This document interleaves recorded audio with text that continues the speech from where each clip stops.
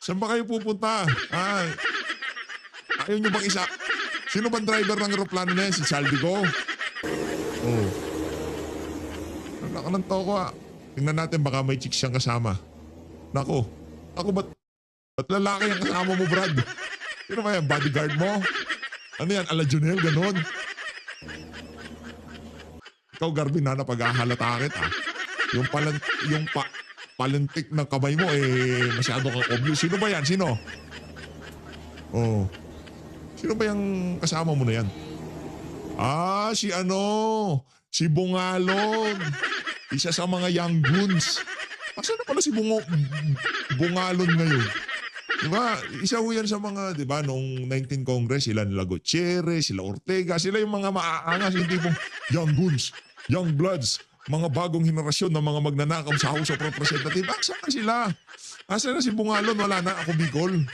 Ano ba, kasama ka ba ni Elizalde ko sa Spain? Minamasahin mo ba siya ngayong oras na ito? Nasaan na yung bata na yan?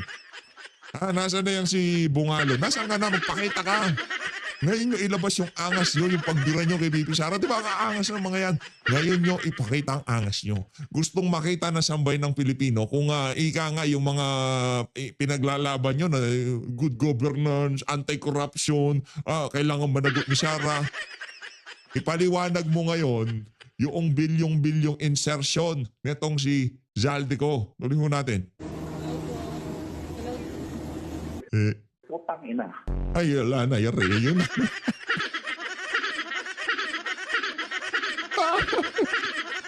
Mga kababayan, no? Wala tayong magagawa. Si Rep Garbin, ganyan lang ho talaga. Pagka naiispatan siya ng camera, akala niya hindi na nagre-record. Wala, sa tingin ko, minamani ho niya pagmumura pagka siya lang mag-isa. Kayo ba naman iwan ni Zaldico dito? Anak ng tokwa. Araw, umaga, tanghali, gabi, hapon, merienda, lahat ng oras wala kang iniisip kung paano mo palulusutan itong napakalaking iskandalo na to. Bakit? Kasi ako Bicol Party List representative ka. Diba? Naghintay-hintay ka ng isang kongreso, hindi ka nakaupo, legal counsel ka ng ako Bicol nung iniwan sa'yo. Naklanto ko, napakaraming problema. Ngayon, pagka naririnig ng ating mga kababayan, ako Bicol Party List, anak ko, mga magnanakaw yung nandyan. Di ba yun ang pumapasok? Di ko sinasabi magnanakaw yung si Garbin. Ang sinasabi ko, yun ang pumapasok sa utak ng ating mga kababayan. Dahil nga, dyan sa mga kabalintunaang nangyari na yan noong 19 Congress. Dito na ho tayo, ika nga, latagan na ng ebidensya to di ba? O dito ho tayo kay Katunying. Katunying, pasok. Yan. Add to stage. Yun. Meron po kasi ganyan si Senator Risa Ontiveros. Siyempre, ang dami pong fans ni Senator Risa Ontiveros di po ba? Sabi po niya, wala po akong BICAM insertions. Yung po yung percentage niya. Tapos, wala sa program funds. Period. Sabi niya. Isa pa, hindi ako pumirma sa BICAM at bumoto rin ng no sa kontrobersyal na 2025 budget. Yan po yung mensahe ni Senator Risa Ontiveros. At ang sabi po niya, babala, huwag maniwala sa fake news at maling impormasyon. Sabi po niya, lahat ng iminungkahi kong amyenda sa budget ay dumaan sa tamang proseso at inaprubahan ng Senado. Ayun, yun po yung statement ni Senator Risa Ontiveros. Senator, aalisin muna kita dyan. Ayan. Yan po yung ugat ng lahat. Siyempre po, ako naman hindi naman masyadong bago na sa media. Ako po 33 years na po sa media.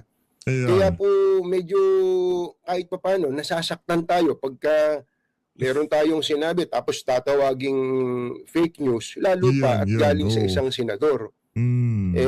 Ang totoo po nun ito, magkakaroon tayo definition of terms, ano? Kapag ka po sinabing insertion tayo. Sa aking tingin, insertion, wala namang masama sa insertion, no?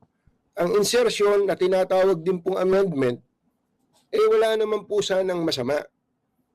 Bakit po? Sapagkat ang lahat po ng senador, hanggat hindi po sila ibinabawal, pati mga congressman for that matter, hanggat hindi sila binabawalan na mag-introduce ng amendments sa panukalang budget, pinapahintulutan po sila. Ibig sabihin, legal po yun. Kailan lang po nagiging masama ang insertion?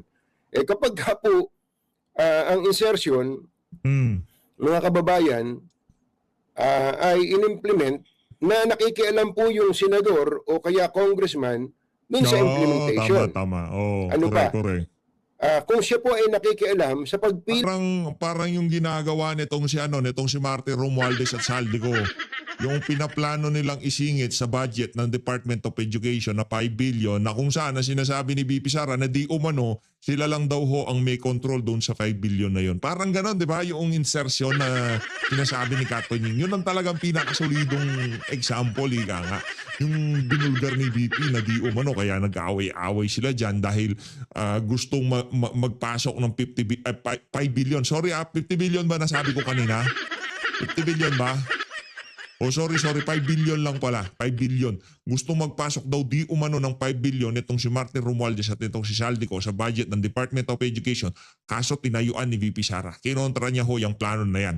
Kasi daw yung 5 billion na yun, wala namang control ang Department of Education. Di umanong may control si Saldico at Martin Romualdez daw. Ano yan? As early as 2024? 2023, nagsasalita na ako si VP Sara, sinasabi na niya kung gaano kalakas ang saltik ng dalawang magkaibigan na yan. Aloy. pili ng kontraktor. Ano pa? Ito pinakamatindi. Kung siya ay tumatanggap ng kickback o komisyon o nanghihingi ng kickback o komisyon mula po sa kanyang insertion. So, doon lang po siya nagiging masama. Kaya yung pong reaksyon ni Senator Risa Ontiveros medyo nakakagulat. Bakit ba ganun? Bakit ba ganun? Medyo violente, no?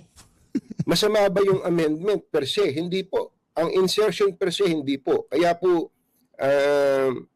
nakakagulat po. Nasasabihin niya pong fake news ang ating pong sinabi o ipinahayag. Ano po, mga kababayan? Dahil lang ha. Senator Risa, alisin muna kayo dyan ha. Tanggalin muna. Ano po ba ang naging umpisa ng lahat ng ito? Nung po kasing Sunday last week, September 28 yata to be exact, meron pong isang senador na nagsabi na meron pong halos lahat ng mga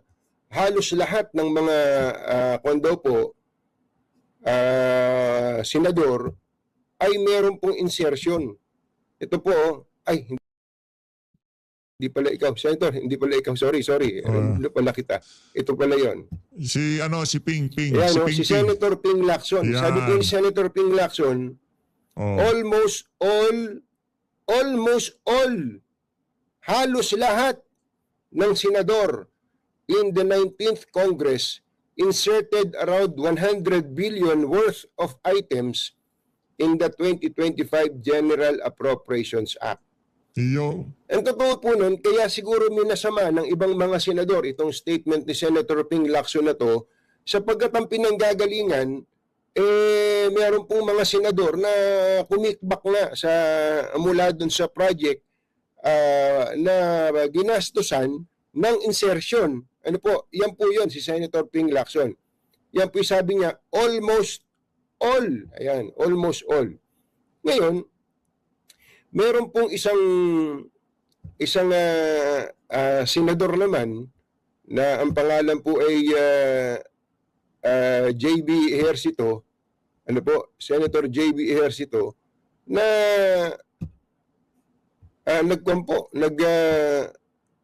pa-interview sa atin.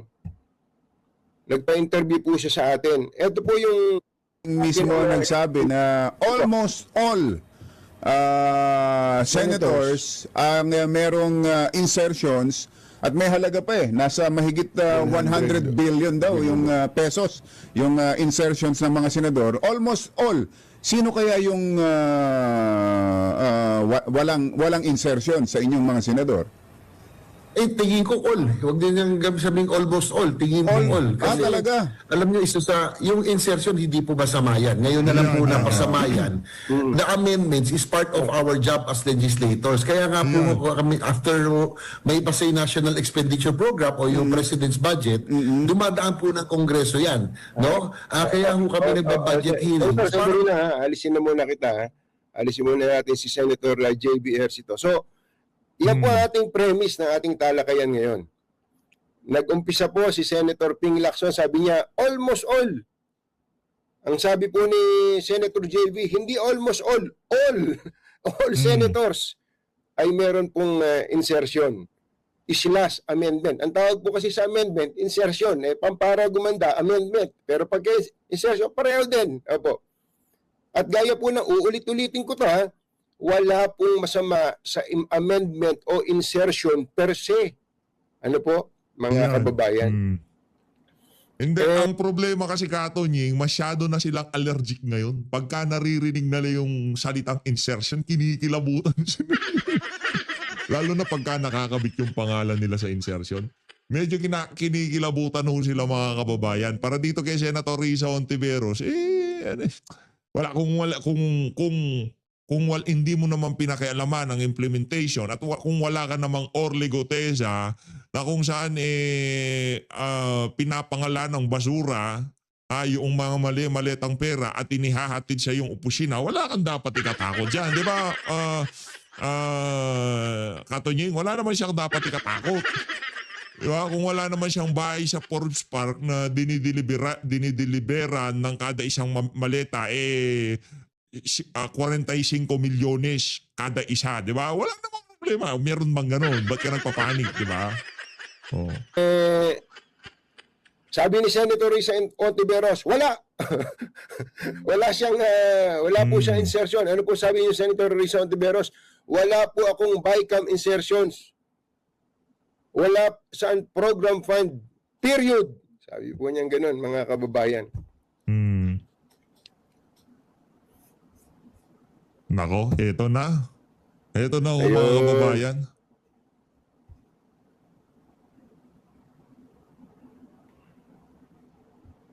Kaya po nagkaroon po kami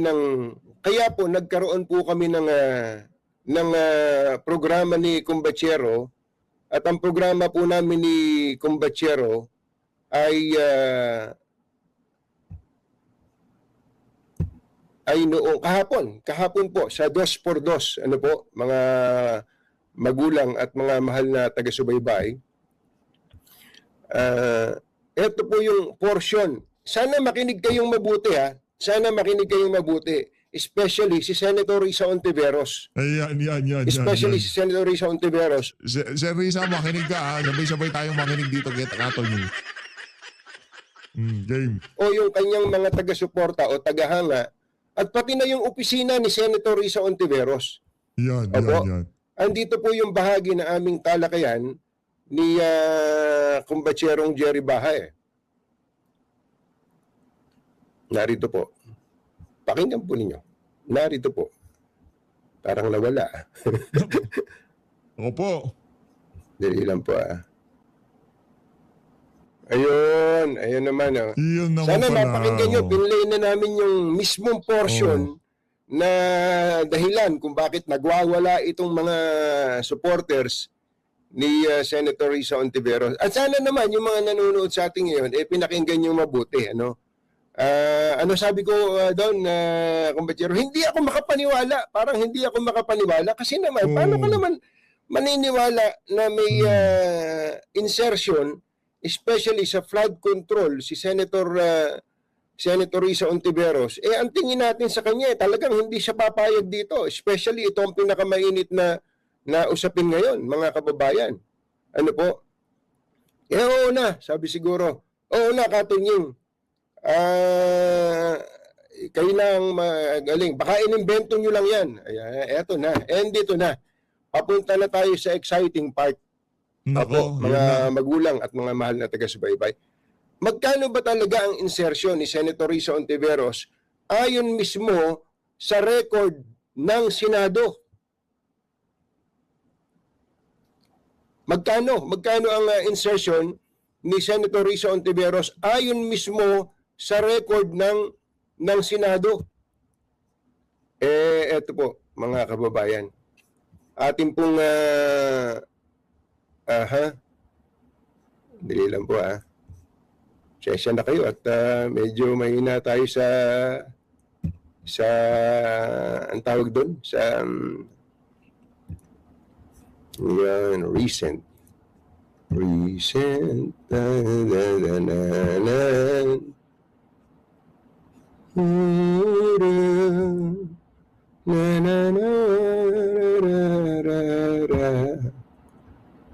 Ito. Yun. Lumabas. Ay, napindot. Ay, lumabas. Ayan na po, mga kababayan. So, yan po yung ilan sa mga insertions o amendment ni Senator Risa Hontiveros ayon mismo sa record ng Senado. Ano po? Ayan po. Yan po ay ang total po, pag nakita ninyo, mga kababayan, Ayun. ay andito, nakikita niyo po ba to? Yan, ito itong iniikutan ko na yan. 3 billion 35 million Naku po. 800,000. Naku, paano ba yan, Risa? Tapos andyan po yung mga project. Andyan po yung project. Construction of multipurpose. Ayan po sa Tondo. Construction of multipurpose District 5 Manila. Construction of road Barangay Palapad, San Fabian, Pangasinan. Construction of road Barangay Kasampagan, Laoca. Pero tigil muna ako dito. Tatanungin muna natin ang opisina ni Senator Risa Hontiveros. Baka kasi hindi alam ni Senator Risa Hontiveros to Itinatanggi po ba nyo na sa inyo ito? Yun po ang tanong ko. Itinatanggi po ba ninyo na ito po ay amendment o insertion ni Senator Risa Hontiveros? Tutuloy natin ang basa. Construction of road Barangay Aris, Lawak, Pangasinan. Construction of road Barangay Domingo, Alarcio, Lawak, Pangasinan. Construction of road Sitio San Jose, Kandongan, Natividad, Pangasinan. Construction of multipurpose building, Teen Center, San Fernando, La Union. Ayan po yung presyo. Ayan Nako. 20 million to. Risa. Construction of Barangay Hall, Barangay Buanta, Bawang. Mga magagandang proyekto po ito mga kababayan. Kaso ang problema, Katonying, tinatanggi nitong si Senator Risa Hontiveros ngayong mga panahon na to. Yan ang problema natin. Pagpalagay na ho natin na talagang ika nga sinasabi ni Senator Risa, hindi sa kanya yan. Paano yan, Senator Risa? Merong dokumento.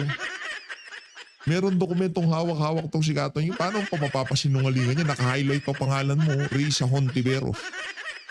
Baka dalawa rin sa Senado. Ako, naniniwala ako magagandang proyekto. Kaya, at this juncture, I want to reiterate that there is nothing wrong with insertion and amendment. Kaya huwag kayong masyadong defensive. Wala pong masama dyan. Lalo na nga kung inimplement ng tama yung proyekto. Ano ba problema doon? Atuloy natin. Construction of Barangay Hall, Barangay Bawanta, La Union. Construction of City Pavilion for 1 Bonuan, Dagupan City, Pangasinan. Phase 3, 30 million. Construction of Multipurpose Building, Agri-Aqua Building. Ang gaganda po nitong project na to. Into Training Center, Lingayen, Pangasinan, 25 million. Construction of Multipurpose Building, Training Center, Barangay Bicol Norte, Bayambang, Pangasinan, 20 million. Construction of Oben Saban Road at Barangay Gubkok, Tabuk, Kalinga, 25 million.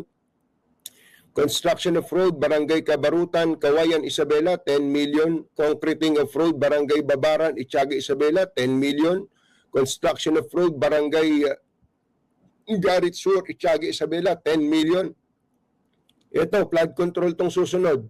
Nako. Construction of Sinili Flood Control Structure Section 3 at Barangay Sinili, Santiago City, Isabela, 100 million. yan po ay first page pa lang. Alis ka nga muna dyan, first page. Aalisin ko lang tong first page na to.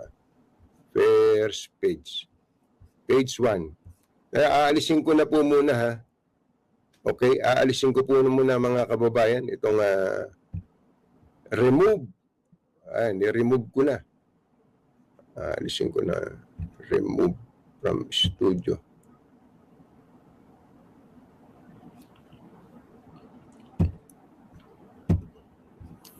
So, page 1, ulitin ko lang, kung meron pong mga ganitong proyekto, malamang inilapit yan ng local government units, malamang inilapit din yan baka ng congressman mismo dahil kulang yung kanyang allocation, baka lumapit sa opisina ni senator para maisingit po ito. Maisingit. Ano masama doon? Ano masama po doon mga kababayan kung meron siyang insertion?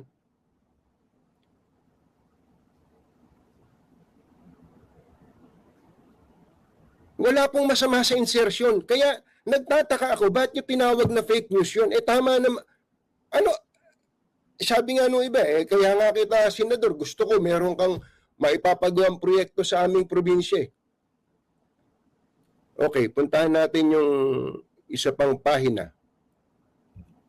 Pahina 2. Ayan. Pahina 2. Puntahan po natin yung pahina 2. Image.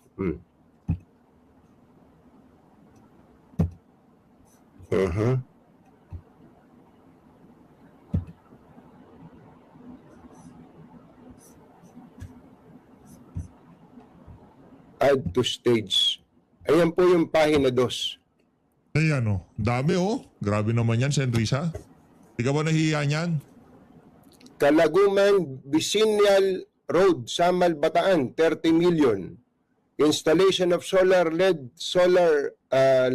along secondary roads, Olongapo, Bugalyon, Palawig, Zambales, 20 million. Construction of damaged paved roads, Dingalan, Aurora, 20 million. Opening of new road leading to Orani Public Market. Ang ganda nito. 10 million. Rehabilitation of Malolos, Paumbong, Hagonoy, Kalumpit, Provincial Road, Bulacan, 10 million. Pakinggan nyo lang yung mga daan-daan dyan. Tapos, i-post nyo sa social media kung yung mga rehabilitation na yung mga repair na kalsada, na-repair. I-post nyo sa social media at magkaalaman tayo kung talaga nga bang yung nakalaan na pera na yan sa mga insertion nitong si Senator Risa napunta sa tama. Yun lang naman yun mga kababayan. And so on and so forth. Magagandang proyekto. Medyo pumunta na tayo ng konti dito sa kanal. Construction of drainage canal. Ito, Barangay Kalibutbut, Bacolor, Pampanga, 20 million. Ito, sa Tarlac to. Construction of flood control structures along Bakit River, Moncada, Tarlac, 75 million. Segment 14. Construction of flood control structures along Baka River, Paniki, Tarlac, segment 29, 75 million. Construction of flood control structures along Kamiling River, Kubkub section, Kubkub, Mayantok, Tarlac, package 3, 75 million. Construction of flood control structures along Pait, Manok River, San Alaka, Senator Risa. Sen Risa, alaka, liyari ka dito. Wala daming flood control dito. Ano nangyari, Sen Risa? Ba't ganito to? Ano to ko? Di ba banal ka dyan sa Senado? Ano Petrang Garabata? Manuel, Tarlac, 75 million. Ano masama dito? Baka nga magagandang mga proyekto itong mga flood control projects na ito. Ano masama dyan? Ba't nyo ikahihiyan nyo ba yan? Ba't nyo ikahihiya yan kung yan po yung magandang proyekto? At kung ito'y na-implement ng tama. And in fact, mga kababayan, ako po ay nagtanong, at least Tarlac lang to malapit-lapit lang to Ano po? Nagtanong po ako kung ano na ba ang status niyang, project na yan sa lalawigan ng Tarlac. Ito po.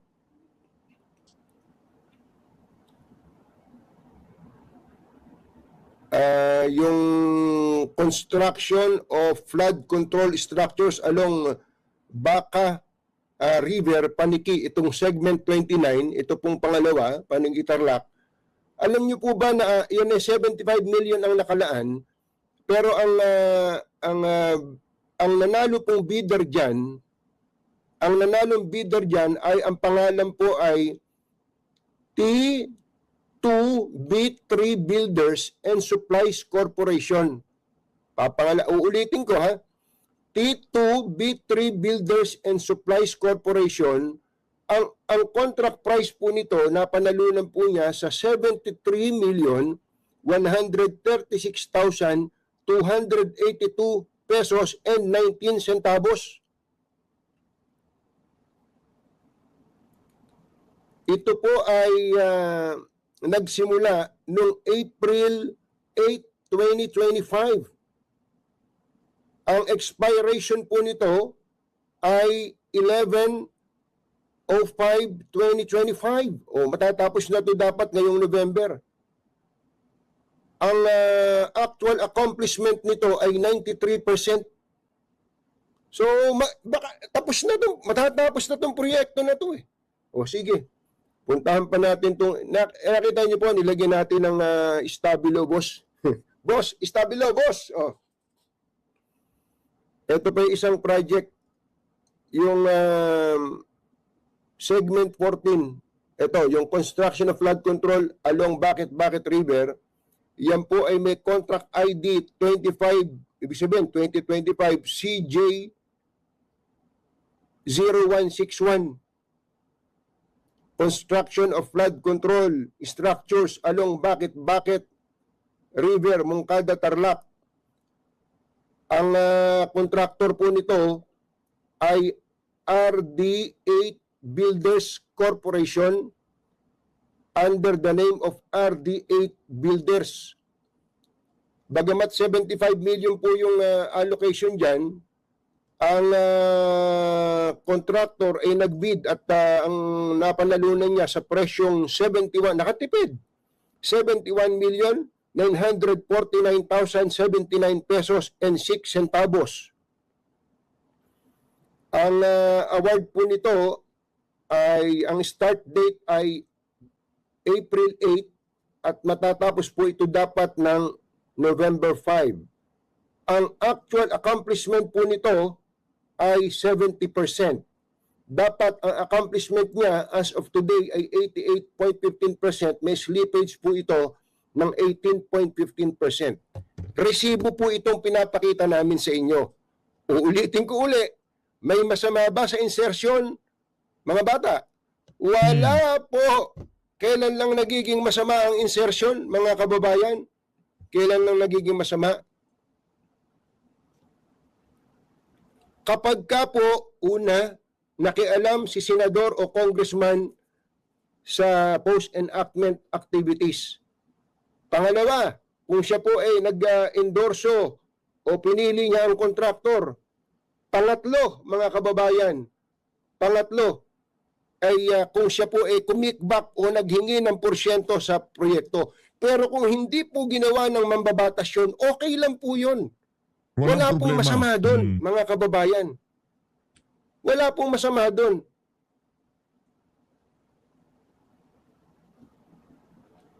Wag na kayong magkaila doon dahil maganda nga yun, kayo may nagagawang proyekto para sa ating mga kababayan. Ano po?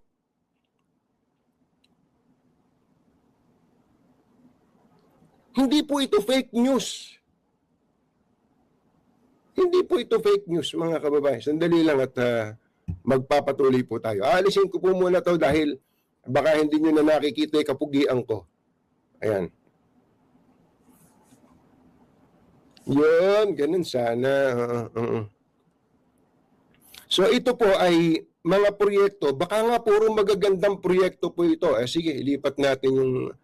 Aalisin ko na to ha. Aalisin na natin. Alis po dyan. Ngayon, hanap pa tayo ng iba. Page 3. Ayan. Page 3. Image file. Ayan to.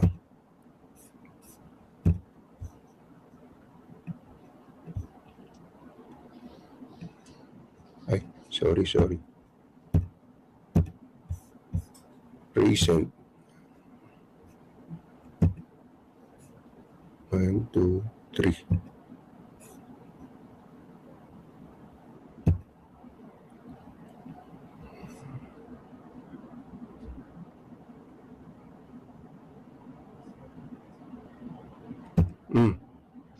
Yan na po.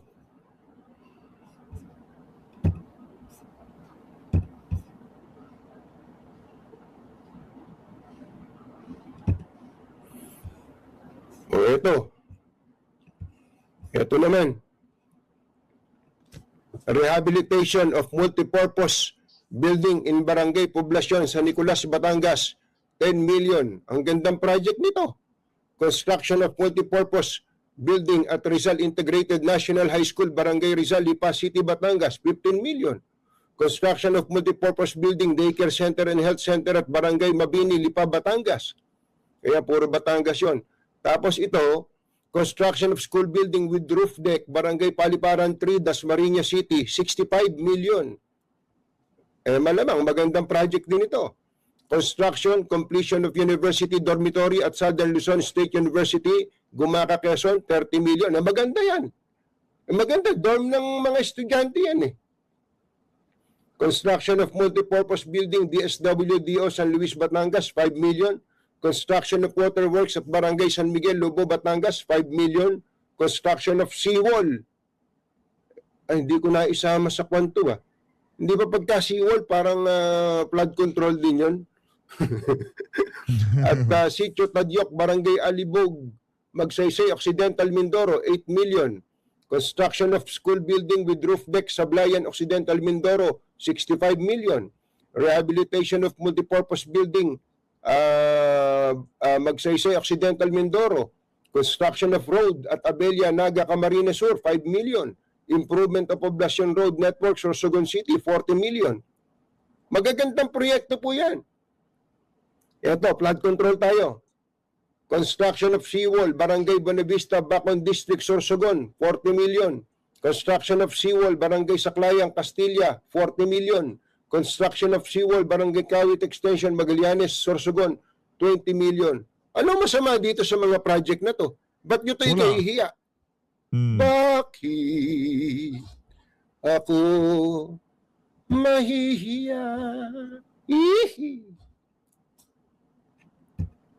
Hindi nyo dapat ikahiya ito, mga bossing. Huwag nyo ikahiya yan. Maganda naman yung project na yan eh. Maganda yan. Again, para lang hindi natin malimutan, ang insertion or amendment per se is not bad. Is not bad. Uulitin natin, di baling sabihin yung mukha akong sirang plaka dito, kailan lang nagiging masama kapag pinili mo yung kontraktor, kapag ka ikaw po ay humingi ng kickback at hindi ginawa ng maayos yung proyekto, lalo na kung naging ghost yung proyekto. Ano po, mga magulang at mga mahal na. Walang masama sa insertion. Doon lang po nagiging masama. Alisin na muna kita. Page ano ka na ba? Alisin muna natin to. Remove. Akala mo, hindi kita kaya i-remove ha? Remove. Sige, maghanap pa tayo na iba.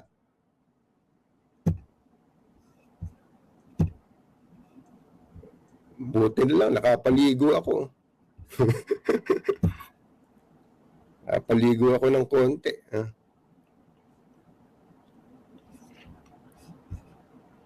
Add to stage. Ayan. Ito pa yung mga project. Hindi, teka muna, tatanong ko sa staff ni Senator Risa Ontiveros at kay Senator Risa Ontiveros, itinatanggi po ba ninyo ito? Itinatanggi niyo po ba itong nasa inyo ito? Na insertion o amendment po ninyo ito? Ayan. Hindi po ba ito sa inyo, mga senator? Kung hindi po sa inyo to, kanino kaya ito? Ang totoo, ang gagandang mga project po nito eh. Palagay ko, opo, maganda po ito. Ulitin ko yung tanong, itinatanggi po ba nyo na sa inyo ito? itong mga projects, hindi nyo ba insertion ito? Hindi nyo ba amendment ito? Babalikan natin mamaya yung statement ni Senator Risa Ontiveros. And dito po yung mga magagandang proyekto eh. Ayan, no? Mga multipurpose. Ito, sa Capiz, construction of crisis center for abused women and children, Poblacion Ilaya, Panay, Capiz, 15 million. Ang ganda po niyan. Isip-isipin nyo, sa crisis center para sa mga naaabusong bata at kababaihan. O ito pa, construction of road at Sitio Negros Occidental, 20 million. Ito, tingnan nga natin to. Rehabilitation, and Bacaso Avenue, Cebu South, Talisay, Cebu, 50 million. Construction of road, Poblacion, Union, Mayabak, including lights, street lights, Dawis, Bohol, 50 million. Iyan po eh. Ang gaganda po nitong mga proyekto na to. Wag niyo ipagkakailat, ang ganda nito. Construction of Langka Tugbongan Road with slope protection system. Ito, yung dulo. Yung may highlight na to, na nilagyan natin highlight, 50 million. Yan po ay phase 2 sa Consolacion, Cebu. Masama po ba yan? Masama po ba yung proyekto na yan? Hindi po. Hindi po masama yung proyekto na yan, mga kababayan. Kaya huwag nyo nang ipagkailayan. Tatapusin ko po ito Tatapusin ko po ito. Ayokong baka sabihin nyo, well, si Senator Risa Ontiveros muna ngayon, pero sa susunod, yung iba naman. Kasi siya nagsabing fake news eh. Hindi naman tayo na may make news eh.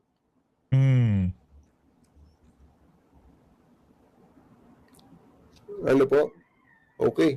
Hanap pa tayo ng page 5. 1, 2, 3, 4, 5. Page 5. Ano ito ng page ito?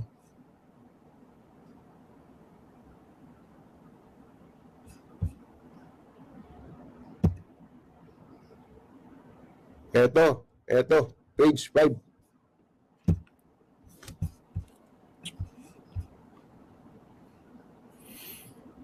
Oy, maraming salamat sa mga nanonood sa atin. Medyo nasaktan kasi ako, Senator Risa yung fake news Hindi ko matanggap yun ang totoo, kayo naman nai-interview ko dati. Ewan ko, baka ayaw nyo na akong kausapin ngayon. And tagal-tagal na namin kayong kinokontak. Ayaw nyo siguro kaming kausapin. Pero okay lang din. Wala din namang masama. Naalala nyo, nung kayo nagrarally pa sa kalsada, lagi namin kayo na-interview. Kahit kongresista kayo, lagi namin kayo na-interview. Pero okay lang, wala namang problema doon. Pero yung tatawagin nyo kaming fake news, masasaktan po talaga kami doon. Dahil hindi po, unang-una, pag pinakinggan nyo yung aming programa ni Kumbachero, takang-taka nga kami. Hindi nga kami makapaniwala. Di ba narinig nyo yun? Anyway, tuloy natin ang usapan. Ayan po, kung nakikita po ninyo, construction of multipurpose building sa San Remigio, Cebu. Ito yung lindol, di ba? Construction of multipurpose building, Barangay Marahuray, Medellin, Cebu. Nalindol din po ito. Construction of special science building, Daan Bantayan National High School, Poblacion, Daan Bantayan, Cebu. Ang gagandang mga proyekto nito. Gaganda naman pala ano bang problema ni Senator Risa? Bakit niya kayo tinawag na fake news? Gaganda naman pala.